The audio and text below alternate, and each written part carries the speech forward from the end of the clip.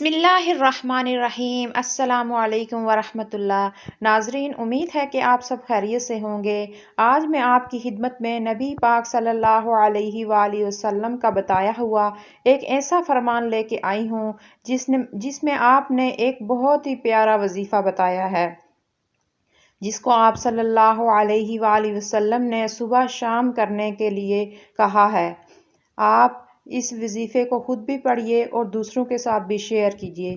رسول اللہ صلی اللہ علیہ وآلہ وسلم نے فرمایا کہ جس نے صبح کو یا شام کو یہ وظیفہ پڑھ لیا، وظیفہ یہ ہے: لا الہ الا اللہ وحدہ لا شریک لہ لہ الملک ولہ الحمد یحیی ویمیت وہو علی کل شیء قدیر۔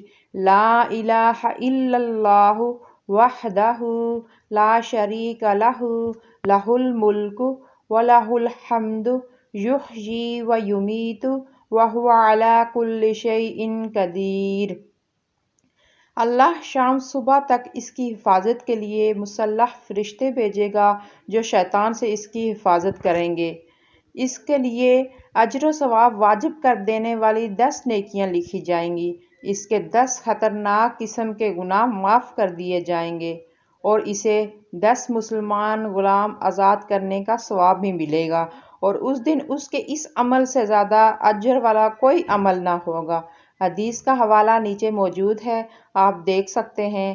آپ سے گزارش ہے کہ ویڈیو کو زیادہ سے زیادہ شیئر کیجیے۔